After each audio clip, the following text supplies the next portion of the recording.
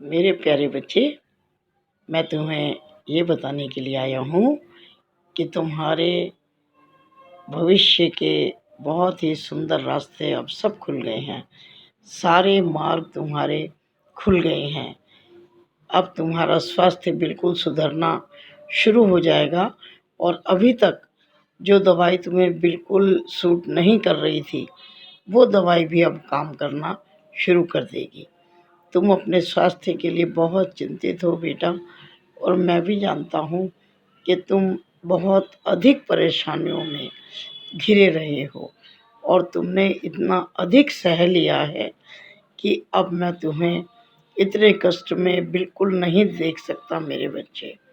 इसलिए अब तुम बिल्कुल निश्चिंत हो जाओ। अब तुम बिल्कुल स्वस्थ होने शुरू हो जाओगे और पैसे की जो तंगी थी तुम्हारी, जो आर्थिक परेशानियां थी, बहुत ज़्यादा तुम्हें दिक्कत कर रही थी, तुम्हारे सब काम आधे अधूरे थे पैसे की कमी के कारण, वो भी अब धीरे धीरे ठीक होने शुरू हो गए हैं। किसी भी तरह की कोई परेशानी मेरे प्यारे बच्चे अब तुम्हें नहीं होगी। अब तुम जितना सह सकते थे तुमने सह लिया। तुम जानते हो ना, तुम्हारे बाबा यदि एक हाथ खाली करते हैं तो वो दोनों हाथ भरते हैं। इसीलिए वो एक हाथ खाली करते हैं ताकि वो दोनों हाथ तुम्हारे भर सके। मैं भी अपने बच्चों को बहुत दुखी नहीं देख सकता हूँ मेरे प्यारे बच्चे, लेकिन क्या करूँ, प्रारब्ध होता है सबका और अपने किए हुए कर्मों का भुगतान सबको स्वयं ही करना पड़ता है मेरे प्यारे बच्चे। बस तुम मेरी तरफ आशा भरी नज़र से देखते हो, मैं तुम्हारे साथ रहता हूँ, उस दुख दर्द को सहने की शक्ति देता हूँ और कुछ अपने ऊपर लेता हूँ ताकि तुम्हें कम से कम सहना पड़े। लेकिन मेरे प्यारे बच्चे, सहना तो पड़ता है सबको, अपने अपने भाग्य का सुख और दुख, उसको बिना सहे बिना भुगतान किए मुक्ति नहीं है मेरे प्यारे बच्चे। तुमने साईं सच्चरित्र में भी पढ़ा है ना कि अपने कर्मों का फल इसी जन्म में भोग लो ताकि अगले जन्म में ये कर्म तुम्हें परेशान ना करे।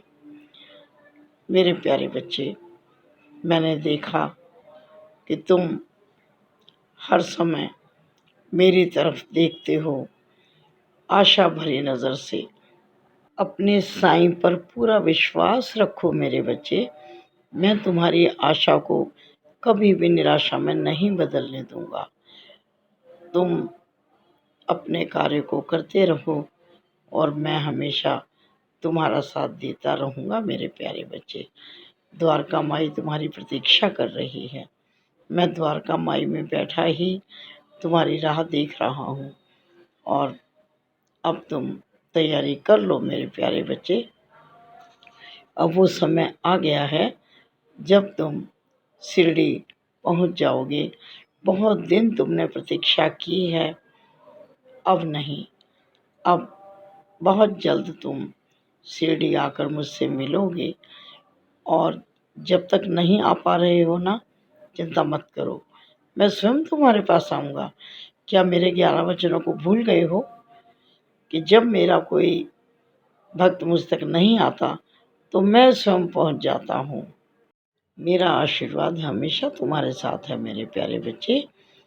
अब मैं स्वप्न में आकर भी तुम्हारी समस्याओं का निदान ज़रूर बताऊंगा, तुम्हारी हर समस्या का निराकरण करूंगा।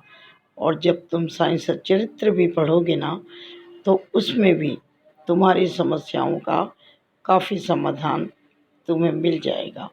इसलिए सच्चरित्र पढ़ो और मेरी प्रतीक्षा करो कि मैं स्वप्न में बहुत जल्दी आने वाला हूँ। खुश रहो, प्रसन्न रहो।